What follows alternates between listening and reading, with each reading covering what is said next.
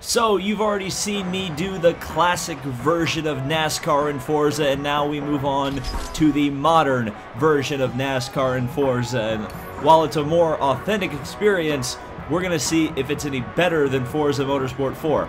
So, we are at the Daytona International Speedway for a simulation, a very truncated version of the Daytona 500. We're going to be doing 30 laps, 24 NASCARs, 2 pit stops required throughout the race. I'm driving Kyle Busch's Skittles car, so I apologize if I win this race and predict that Kyle Busch is going to win the Daytona 500 because I'm aware that he's not very popular in NASCAR. But regardless of that, we are going to try. Well, I should make a joke about the new stars versus the old stars, and apparently Kyle Busch is now an old star in NASCAR, but regardless, we are going to try and see if this is a complete cluster bleep or if this is going to be some excellent racing. I'm leaning towards the cluster bleep, but that's going to make for an interesting video. So, let's get rolling here at Daytona and see if we can come out on top. So here we come down for the green flag here at Daytona for the Daytona 500 in Forza. We are starting alongside Joey Logano, lots of Joey Logano's in fact. The whole field is Joey Logano's because there's incredible paint scheme variety in the base game, and apparently the Drivatars don't want to put on any schemes from the storefront, and I'm not a tier 3 or whatever you need to buy a stock car, so I guess I can't paint my own car. But anyway, we got a whole lot of Fords up here, and what the heck? Oh, that was stupid. The freaking iris, how do I turn? I should have turned that off. I didn't even know that was a thing in third person, but that's going to get annoying throughout the race. As a 3 wide out in front, we're actually pulling away from, or we're actually able to get away. Whoop. I can't look back in the corners. I thought we were getting away from that car behind me, but we apparently are not. Because here comes another Kyle Busch, big old pack of cars behind me. Packs staying together relatively well. Obviously, they're quite spread out.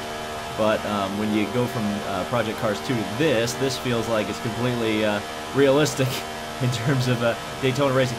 We get in behind. That was close. Cars are very twitchy. I'm driving this with a controller. I'm not. That is so stupid. I'm driving this. I'm not driving this with my G27 or G920. Because I don't really like how the force feedback is in this game. It's not very good. And also, my G920 pedal doesn't really work with this game because you can't calibrate the pedals, which is always fun. That is distracting me so much, I can't even tell you. That's so dorky. Oh, God almighty. I almost spun out. And pit stops are occurring. The first pit stops of the day. We've got to make 2 of these in 30 laps, so we're already 10% of the race done as the car is sparking through turn 1, so clearly I don't have the ride height high enough on this Skittles Toyota Camry. We're cheating. We're driving a Toyota. Driving a Toyota NASCAR. It means we're totally cheating. 120% cheating. Absolutely. Even though the Fords and the Chevys are leading right now. And also that looks like water down in turn 3 for some reason. Why is there water in turn 3? We're going to try to get underneath Abdul here. Oh, do not come into the pits. Thank you. Appreciate it. So we're up to 4th place. It's definitely looking like a 1998 Daytona 500. Not really a modern variation of it, as we almost hit the safer on the way in. Sparking the car on the banking with a little bit of smoke coming out of the tires for some reason. Because sweet drifting, bro, on the banking at Daytona in NASCARs, because that makes a whole lot of sense. It's so weird too, after doing all the Rolex 24 videos, to not use the chicane on the back straightaway. I feel like I should be braking. Oh, that stupid iris, man. That is so stupid. Anyway, yeah, I feel like I should be braking for the chicane, and I'm not. As we go around Chase Elliott, we're starting to get towards the front here. And what is with the fog, too? There's fog, and, like, they're trying to make it so that I cannot see the track. I do not understand this. Why? Also, why are they running the top lane here? That's very strange. So we're going to try to run the Larson line with them. Get in behind Igots. Igots J. Let's try a bump draft. Oh, stupid Iris. Get out of here. Alright, bump draft. That didn't really work, did it? Well, no, I pushed this Logano up to that next Logano, but we lost a little bit of time ourselves because I think we were still scraping on the banking. And into the pits comes that Logano car. So we're just gonna run with this Logano here and see if we can pull away. We can't two-car tandem, a little bit of two-car tango going on here. Well, maybe not. He's just gonna run the top line. We're going to get in behind him, give him a little bit of draft, and we're going to try to suck up behind him on the back straightaway. Come on, car. You can suck up. Oh, look at my sad Toyota nose. I've already beat it to heck because I bump drafted once. Rip me. There's a lot of rubber buildup on the cars. I guess that's kind of cool as I almost get in the wall there. Well, this guy's still not coming into the... It's weird. That iris thing that it does, like, convinces me that, like, the car's going faster or slower, and I'm not really sure. What the heck? Chase Elliott's coming up from nowhere behind me. How did you get this? How did you get that speed? How is that possible? That is the power. Did he get the fan boost? Is this Formula E now? Did the fans vote on Twitter to give Chase Elliott extra horsepower? I'm surprised NASCAR hasn't copied that idea, to be honest with you, from Formula E. You know, if they really wanted Junior to win a championship, just like have a fan vote on Twitter to give him big restrictor plate, or small restrictor plate. Big restrictor plate. Small restrictor plate? I don't remember. I can't remember if it's a big restrictor plate or a small restrictor plate. That's a advantage. I feel like it's always the opposite thing. So we get in behind Logano. To the inside, we're going to make this pass now since Awesome Chase seems to be really going for it. And we're almost 10 laps through this race, so I'm going to pit at lap 10 and lap 20, so we have 10 lap stints between each of our pit stops, as we're coming up behind lap traffic as well here on the back straightaway. Still going through that water on the back straightaway. Must have rained here. I'm surprised we haven't had a competition caution. Where's that competition caution on lap 5? Got to inspect the track, inspect the tire wear, because it rained last night. Oh well. It definitely 24 cars spreads out here quite quickly at Daytona. Even though in Project Cars we ran 16, it felt like I never was really away from people. Kind of funny how that works out. But then again, we didn't do it. Well, yeah, we did one pit stop in Project Cars, so who knows? Regardless. It's definitely overcast here. It's kind of weird. It's weird. I don't remember the last time the Daytona 500 was even run in overcast conditions. Probably 2013, I want to say. So kind of a weird choice by the Forza people, by Turn 10 Studios. But there are a lot of weird choices in Forza recently. As we make a lap on a cow bush. I guess DJ Kennington is driving that Toyota. I don't know. And Forza does the same thing that Project Cars does, and they put cones down there on the pit lane exit for whatever reason. So there's a similarity between those two games. We're going to get a little too close to the wall, and I almost spun the car out. That would have been a huge mistake. Huge. Also, can you speed in the pits in Forza? I feel like I'm just going to be able to barrel into the pits as fast as I want to. Let's try that, shall we? Clearly, we are way out in front of the field. So let's see if we can get a speeding penalty.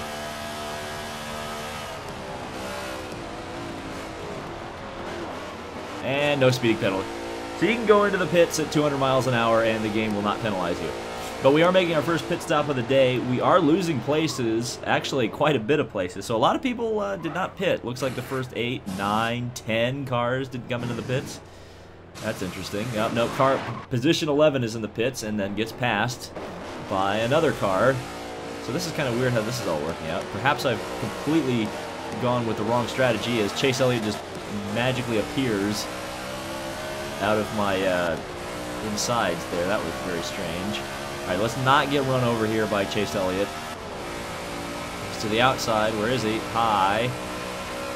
Well, we found all the Chase Elliots. They're at the back. I was wondering where they were, and they're here. And this is for position. That's the 12th place Chase Elliott. Then we've got some lap cars in front of me, at least according to the little mini map there. And the front end of my Camry is continuing to look worse, despite the fact that I only hit one guy once. Tried to bump draft once, and I completely screwed my front arrow, even though we did get the lead. So theoretically, when the pit stop sequence cycles around, we are going to be back in the front of the pack. But who knows? Also, I'm just completely gapping that Chase Elliott car. I don't know how that's possible. I guess he must have damage, or maybe he's just that bad. I don't know. So we're coming up behind a lapper here. Looks like a Logano potentially. No, that's another Kyle Busch. That might be the same Kyle Busch I lapped just a few laps ago. So he's what, 2 laps down already? Maybe he made both his quick stops before we even got to lap 10. Well, we're gonna pass him at about 200 miles an hour because I was at 200 miles an hour. Only falling to 199 out of turn number 3. And there is a leader in the pit, so we will go past, pick up the 10th position. And that is not good. I was not looking where I was going. And, wow. I thought I could avoid that. But I got LePaged. I freaking got LePaged, folks. Somehow my car is, like, not horribly screwed up. Do I even have damage on? I probably don't. Probably a good thing, to be honest with you. Just having cosmetic damage on for this sort of a race. But if it is damaged, I guess we'll get it repaired when we come in for our next pit stop in 7 laps. But we are still running in 10th. We're coming up to take 9th from whoever this is. Logano, maybe? Joey Logano! Was a German. Has there ever been a German racing in NASCAR? Well, I guess Dominic Dobson. Dominic Dobson was born in Germany, but he was American because he was born on a naval base, or an army base. So, Dominic Dobson, everybody. I just passed Dominic Dobson. And if anybody gets a reference to Dominic Dobson, give yourself a pat on the back, because I feel like that's a super, super obscure reference. I don't even know if Dominic Dobson raced in the Cup Series, to be honest with you. I know he raced in trucks for Pac West Racing, by the way. And if that reference lands, then I've really accomplished something. So we've got 2 more cars in the pits here, leaders, and we're coming up behind yet another one. So we're about to take 6th place after taking 7th on the pit sequence.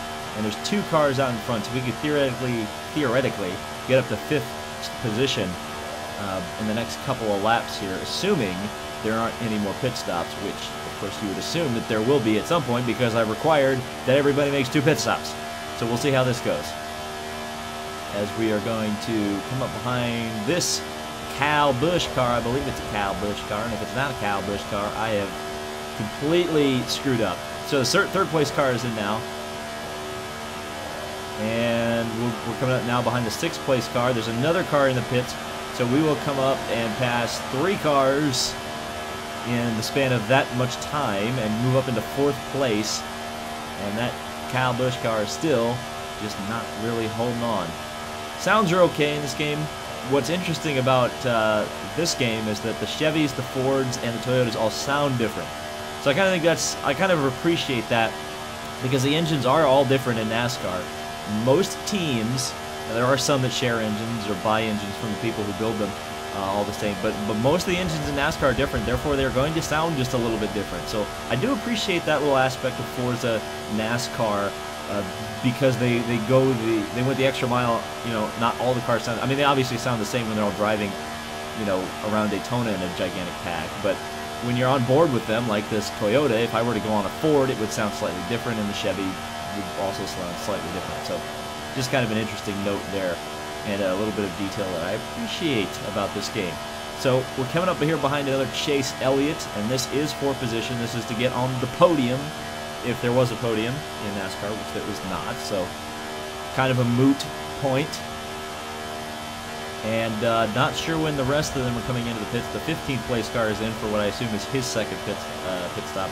But that doesn't matter, does it? He's in 15th. We're going to come up behind Kevin Gasly. Well, regardless, we're around him and lapping the 15th place car.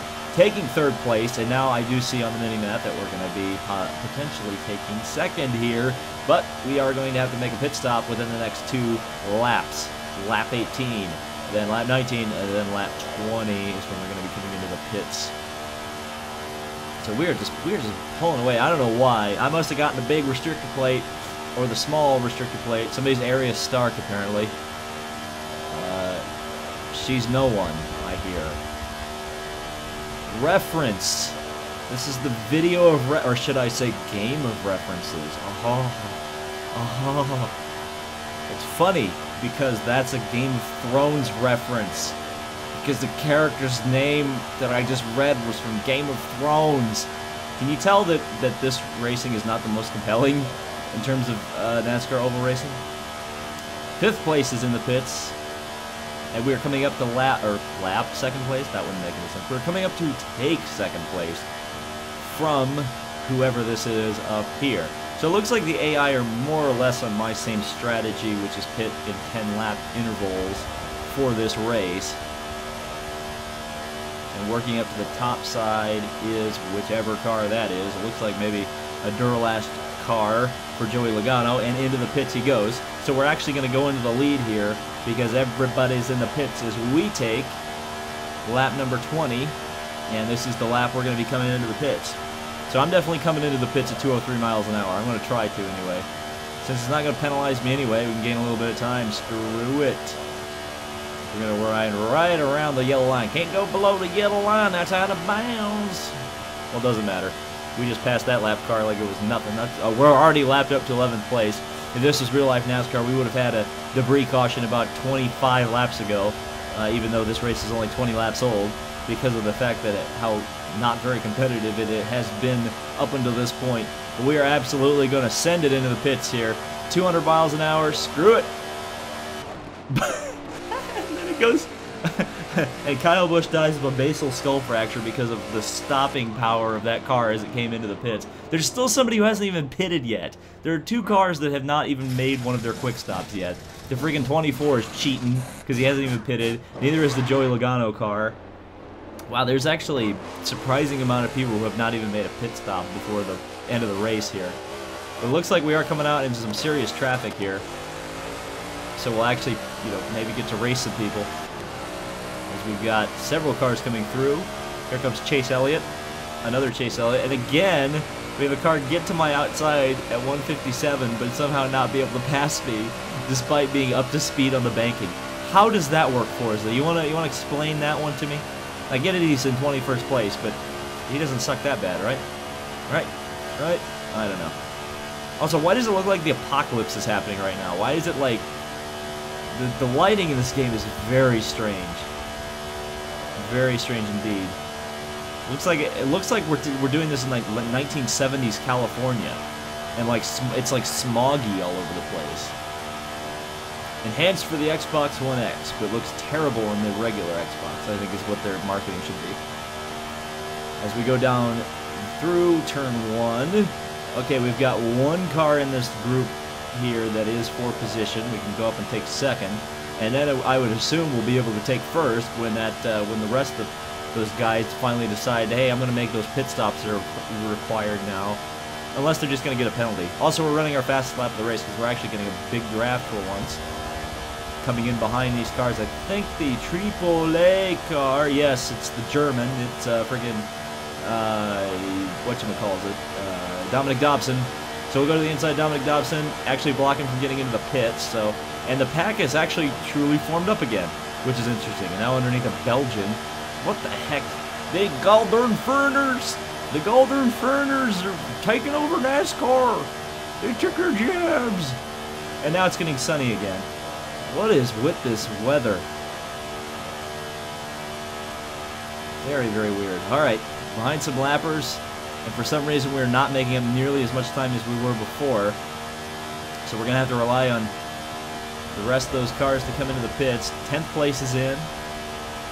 That doesn't matter. We need 1st place. Oh, we're in 1st place. How did I get in 1st place? I was in 3rd like 2 laps ago. Okay, so we're in the lead. And also, if you can kind of hear as we went by that Ford, it did sound a bit different. But again, you'll just have to play the game for yourself. Or listen to some of the videos of these cars without a stupid guy like me talking over it. We're not that far out in front of the... I was going to say, we're not that far out in front of the second place car. Let's look at the damage I've caused to this old Toyota Skittle Camry. Can we get in between these guys? Can we be the ketchup in their mustard? Not at the moment. Not at the moment. And Kyle Busch is making a big move on there on the outside. And I just can't do anything. And then one of the Logano's is coming. It's a Frenchman. French, Belgian, Germans. Not a single American in here. That gall-darn Toyota. I knew Toyota and NASCAR was a bad idea.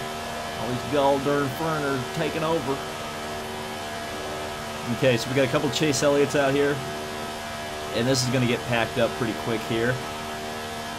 So please don't wreck me, Chase Elliott. We're 2/10 up on our fastest lap because we're going 2:05 in the draft. And underneath him we go. 2:01 on the banking. And 3 and 4. Don't hit the wall. Don't hit the... I said don't hit the wall. Uh-oh. Choke. Choke.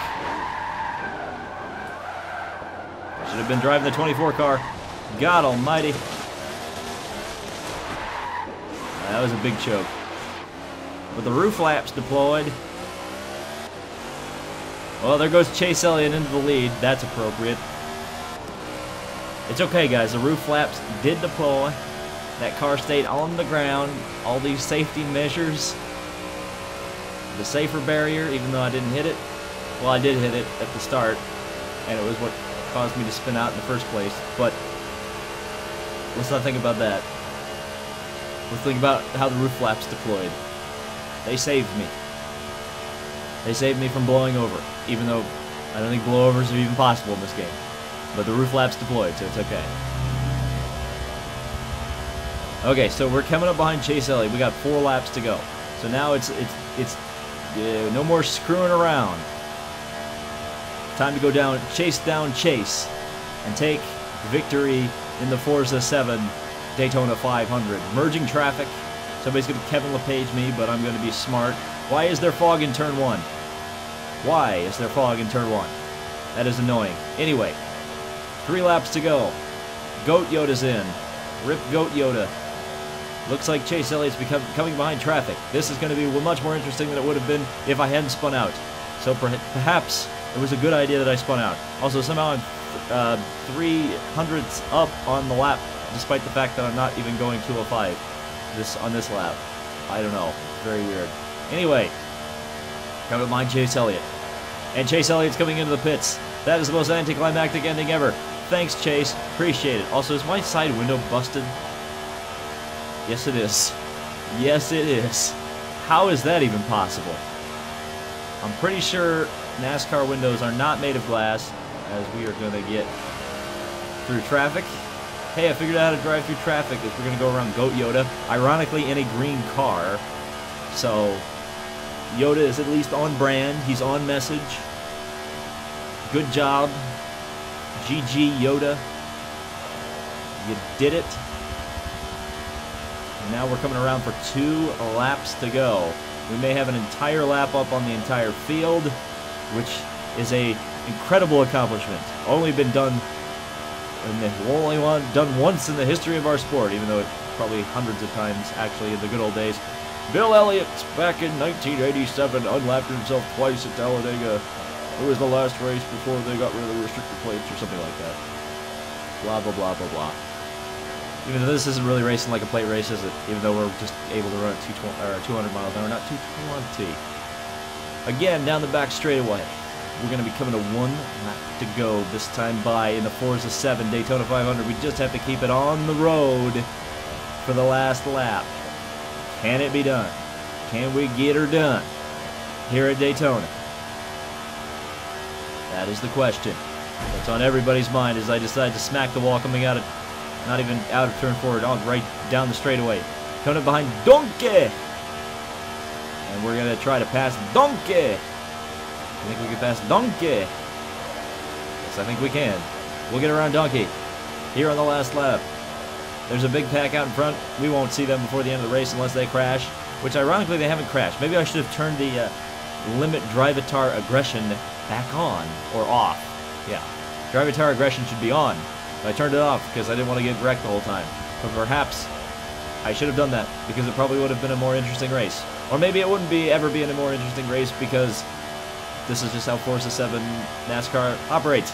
Regardless, we are going to come through the tri-oval and take the checkered flag of victory.